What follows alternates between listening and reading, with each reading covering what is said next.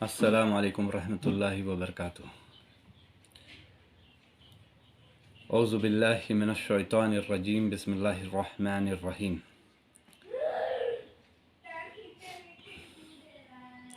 آج ایک بہت بڑی نشانی ہم دیکھ رہے ہیں جو ٹی وی میں آئے دن نیوز چینل میں آ رہی ہے، وہ ہے رشیا، امریکہ، Ukraine, Europe, NATO, Germany, France, Pakistan, Afghanistan, India, China, Japan, North Korea, South Korea, Saudi, ان سب سے جڑی ہوئی یعنی پوری دنیا سے جڑی ہوئی خبر، جس کے بارے میں نبی صلی اللہ علیہ وسلم نے بھی ہمیں بتایا، اور شاید ہم اسی دور میں آج جی رہے ہیں۔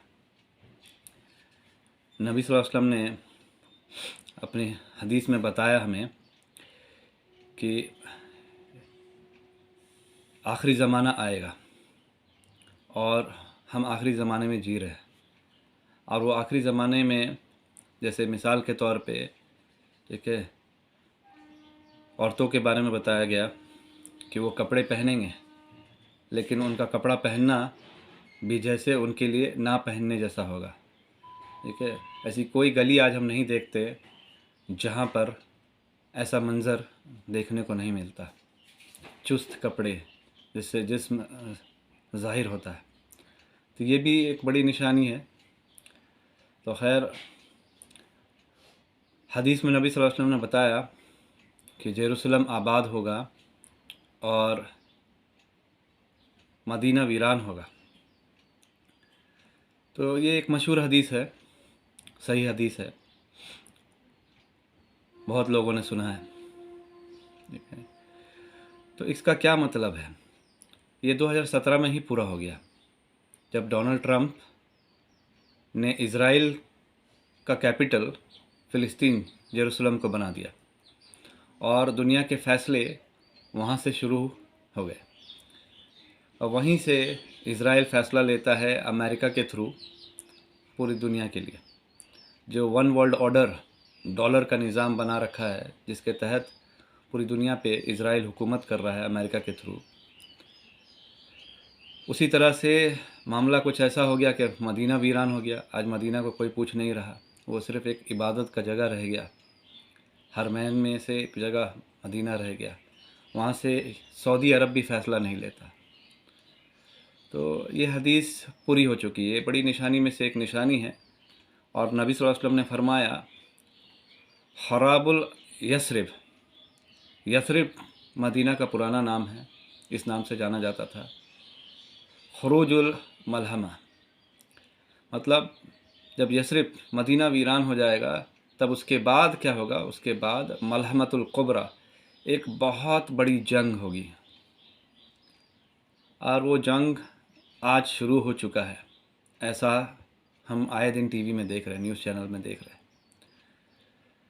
تو اس بارے میں کچھ چھپا نہیں ہے، قرآن اور حدیث بھی ہمیں اس کے بارے میں بہت سارا اشارہ دیتا ہے، اور اس بارے میں غیر مذہب میں بھی ذکر ہے، بائبل میں بھی ایزیکیل، ریویلیشن وغیرہ میں اس کے بارے میں بات کیا جا رہا ہے، یہاں تک کہ ایک کتاب کیا بہت ساری کتابیں ہندو دھرم میں بھی لکھی جا چکی ہیں، جیسے ایک کتاب ہے the future of the US UK and Russia in the Bible prophecy, the nuclear world war 3 is coming, اس کتاب کا نام ہے۔ تو خیر، اس طرح کی بہت ساری کتابیں چھپ رہی ہیں جو ہم کو اشارہ کر رہی ہیں، لیکن قرآن میں بھی اور حدیث میں بھی اس بارے میں ہمیں کچھ اشارہ کیا گیا ہے، اللہ بہتر جانتا ہے۔ تو خراب الیثرب، خروج الملحمہ، یہ کیسے ہوگا؟ نبی صلی اللہ علیہ وسلم کی ایک اور حدیث ہے جو صحیح بخاری مسلم میں پائی جاتی ہے، ٹھیک ہے۔ اس حدیث میں بتایا گیا کہ پانی کے اندر سے، یوفریٹ ندی کے اندر سے سونے کا پہاڑ نکلے گا، اور اس کے لیے لوگ آپس میں لڑیں گے۔ لوگ سے مراد یہاں حکومت ہے، اللہ عالم۔ تو سونے کے پہاڑ سے مراد اس دور میں اگر ہم دیکھا جائے تو جتنا بھی کاروبار ہوتا تھا وہ سونا اور چاندی میں ہوا کرتا تھا۔ آج کاروبار کا بنیادی تیل ہے، उलमा सोने के पहाड़ से मुराद लेते हैं तेल को। क्यों? क्योंकि पूरी दुनिया का निज़ाम आज तेल पे टिका हुआ है। ट्रांसपोर्ट सिस्टम, एरोप्लेन सिस्टम, सब कुछ तेल पे निर्भर है। तेल अगर हम अपने मार्केट से हटा दें तो दुनिया दरहम बरहम हो जाएगी। तो ये आज मार्केट का एक बिज़नेस का सबसे अहम सोने के पहाड़ जैसा माना जाता है। तो इसके लिए लड़ाई शुरू हो चुकी है। जितना भी लेन देन तेल का होता था एक कंट्री से दूसरे कंट्री के बीच में, वो डॉलर में हुआ करता था। आज चाइना ने तेल खरीदा रशिया से, इंडिया ने खरीदा, जापान ने खरीदा और बहुतों ने खरीदा। उन्होंने पेमेंट रूबल में किया। किसी ने अमेरिकन डॉलर में पेमेंट नहीं किया। अमेरिका को सबने मार्केट से लात मार के निकाल दिया। समझिए कि अमेरिका का हाल वो हो गया, धोबी का कुत्ता, ना घर का ना घाट का। तो इस तरह का हाल है। और किसी के पेट पे लात पड़ता है तो लाजिमन वो कुछ ना कुछ तो करेगा। और आप देख रहे हैं कि ये जाल कहीं ना कहीं अमेरिका ही बुन रहा है रसिया को फांसने का। ठीक है, यूक्रेन तो एक जंग का मैदान बस बनाया गया है, एक बहाना है। इसी ज़रिए से कोरोना को भी फैलाया गया था, जो रशिया ने साबित किया, और अमेरिका उसको छुपा रहा। कैसे? कितने ही बायो लैब्स, जैविक हथियार यूक्रेन में बन रहे थे, और इसकी खबर रशिया ने दी, जो अमेरिका यहाँ से पूरी दुनिया में कोरोना फैला रहा था परिंदों के ज़रिए। पहले भी ये सिस्टम चला आ रहा है कि अपने दुश्मनों के ख़िलाफ़ परिंदों के पैर में वायरस या जो भी इस तरह का बीमारी होता था, वबा, फैलाने के लिए इस्तेमाल करते थे। आज भी उन्होंने कहीं ना कहीं वही तरीका अपनाया। खैर, अल्लाह आलम। यहाँ पर हम देखते हैं कि खराबुल यसरिफ खुरूजुल मलहमा। उसके बाद हम सही बुखारी की हदीस देखते हैं जिसमें बताया गया कि तेल के लिए जंग होगा, और उस जंग में लोग इस कदर लड़ेंगे कि हर ग्रुप ये सोचेगा, हर लड़ने वाला ये सोचेगा कि हम जीत जाएंगे। लेकिन जब जंग शुरू हो जाएगी तब किसी को समझ में नहीं आएगा कि इसका अंजाम क्या होगा। और आगे बताया जा रहा है कि 100 में से 99 लड़ने वाले मारे जाएंगे। तो इतनी बड़ी तबाही कोई मामूली जंग से नहीं हो सकता। बंदूक से, ठीक है, मिसाइल से, छोटे मोटे कन्वेंशनल वॉर से नहीं हो सकता।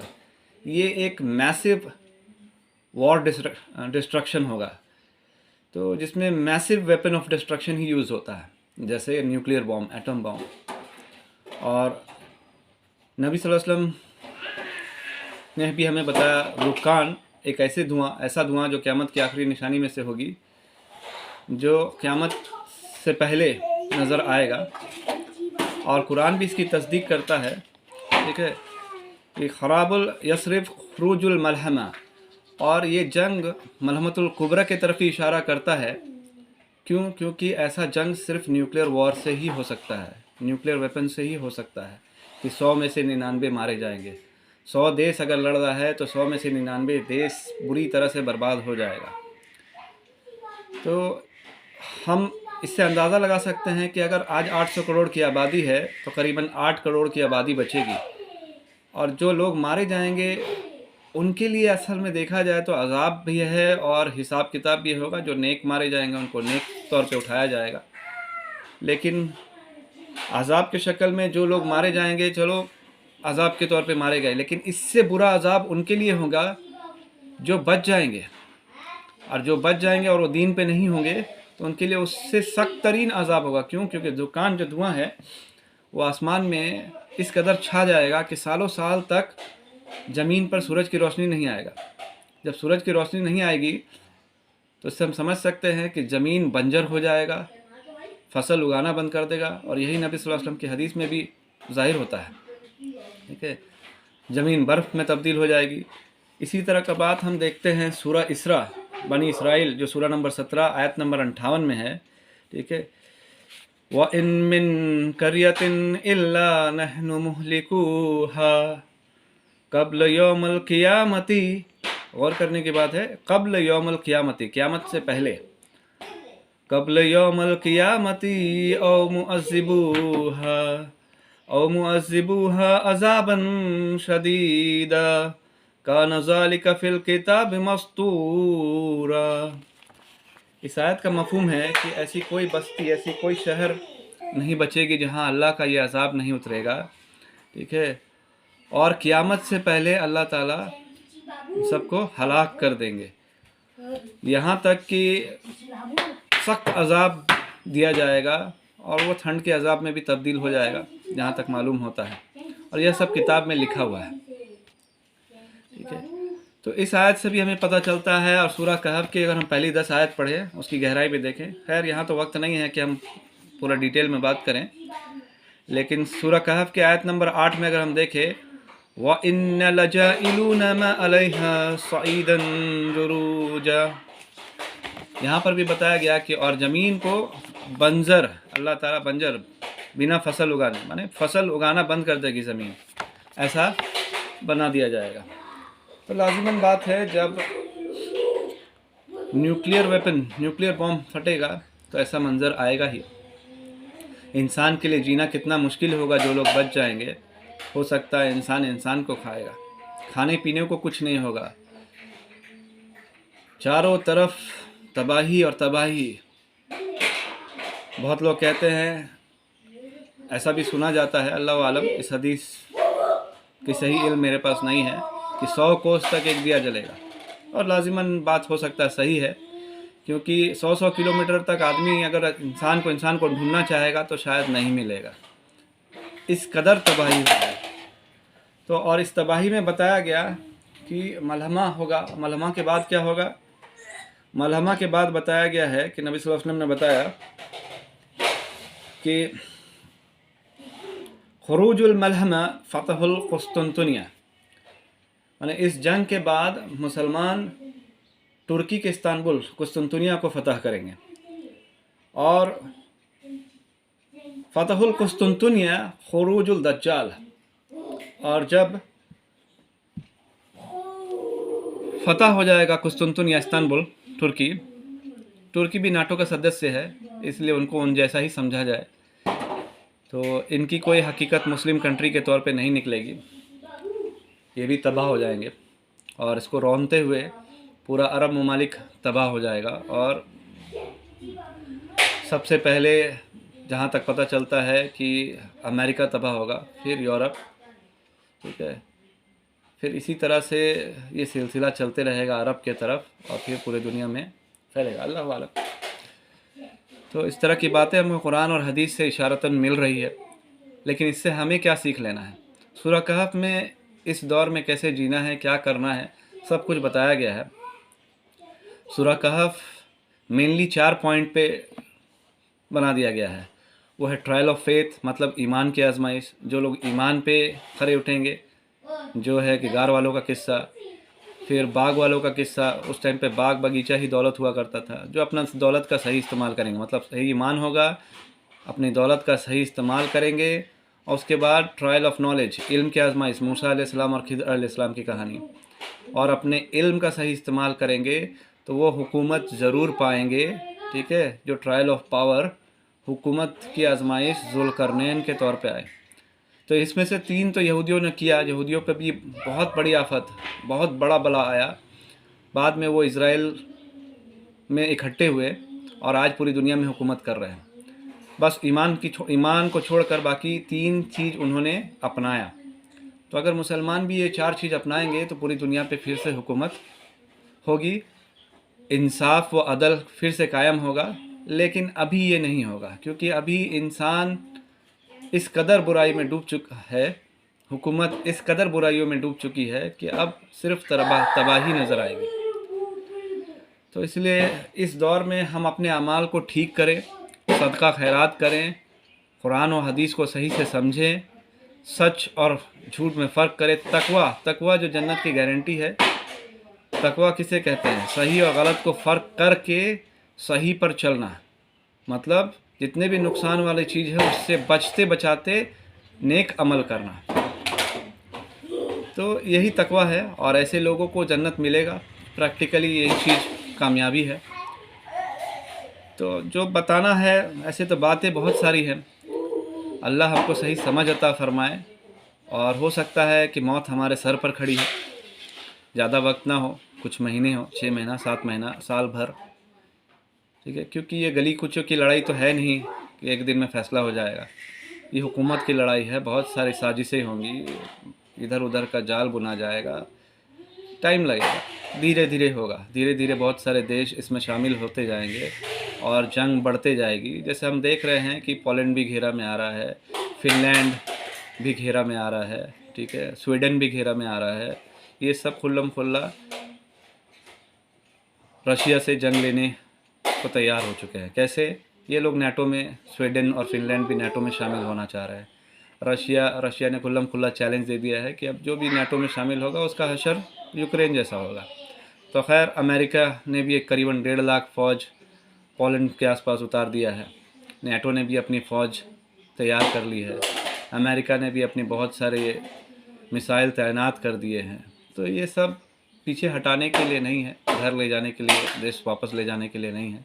اللہ ہمیں صحیح سمجھ عطا فرمائے، اور یہ نشانی کچھ اسی طرح سے ہے جو نبی پہلے ہمارے آتے تھے، جیسے اونٹ کا قصہ، اونٹ کو ذبح کر دیا گیا، تو پھر اس کے بعد بتایا گیا کہ 3 دن تمہارے پاس ہے، اب 3 دن کے بعد عذاب پکڑ لے گا۔ تو اگر وہ سمجھدار لوگ ہوتے تو نبی کی بات کو سیریسلی لیتے اور اپنے اعمال ٹھیک کر لیتے، ایمان میں داخل ہو جاتے اور اللہ کو مان لیتے، لیکن انہوں نے ایسا نہیں کیا، کیونکہ وہ لوگ ظلم کرنے والے لوگ تھے، ظالم لوگ تھے۔ تو ہم بھی کہیں ان جیسا نہ بن جائیں، اس سے بچے اور اللہ کی طرف رخ کرے، کیونکہ آنے والے دور کے بعد اللہ کی طرف رخ کرنے کے علاوہ کوئی بھی دنیاوی فائدہ نہیں ہوگا، ہم کسی بھی دنیاوی فائدے کا فائدہ نہیں اٹھا پائیں گے سوائے اللہ کے رخ کرنے کا، کیونکہ موت اب لگ بھگ سر پر کھڑی ہے، اللہ عالم۔ اس لیے ہم سب کو اپنی سمجھداری سے کام لینا ہوگا، اور اللہ کی طرف رخ کرنے کی کوشش کرنی ہے، اور اس پہ نظر بنائے رکھے، اور ایمان پہ اللہ ہماری موت ایمان پہ عطا فرمائے، ہم جب بھی اٹھایا جائے اسلام اور ایمان پہ اٹھایا جائے، صدقہ خیرات کرے، لوگوں کی مدد کرے، نیک عمل کرے، اور سب سے بڑھ کر شرک سے بچے، اور جب قرآن پڑھے تو ملاوٹی چیزوں سے بچے، جھوٹی بات جو اللہ اور اللہ کے رسول کی طرف بتائی گئی ہے ان چیزوں سے بچے، کیونکہ فمن ازلم ممن افترى علی اللہ کذبا، کہ اس سے بڑا ظلم کیا ہوگا کہ اللہ اور اللہ کے رسول پہ جھوٹ بولا جائے۔ اور آج بہت سارے مسجدوں میں جھوٹ بولا جا رہا ہے، کیونکہ وہ کتابوں میں حدیث کی صحت ہی نہیں بتائی گئی ہے، اس کتابوں میں یہ نہیں بتایا گیا ہے کہ وہ جھوٹی حدیث ہے کہ صحیح حدیث ہے، بس حدیث کو پیش کر دیا گیا اور لوگ حدیث کو پڑھ کے سنا رہے ہیں۔ تو بولنے والا بھی جھوٹ بول رہا ہے جانے انجانے میں، اور سننے والے بھی جھوٹ سن رہے ہیں، تو کتنی بڑی گناہ ہم سے ہو رہی ہے انجانے میں، اللہ ہم کو اس سے بچائے۔ اور اس دور میں اگر ہم نہیں سنبھل پائے تو پھر اس کے بعد ہم کو سنبھلنے کا موقع بھی نہیں ملے گا۔ تو اللہ تعالیٰ سے دعا ہے کہ اللہ تعالیٰ ہم کو صحیح سمجھ عطا فرمائے، پچھلے قوم کے جیسے نہ ہو جائے، پچھلے لوگوں کے جیسے نہ ہو جائے، جنہوں نے نشانیاں دیکھنے کے بعد بھی ظلم پہ اڑے رہے، اپنی زندگی کے اسی طریقے پہ اڑے رہے، اور آخر میں موت نے ان کو دبوچا اور جہنم ان کا ٹھکانہ بن گیا۔ تو اللہ تعالیٰ ہم کو جہنم میں جانے سے بچائے، آمین۔ السلام علیکم رحمۃ اللہ وبرکاتہ۔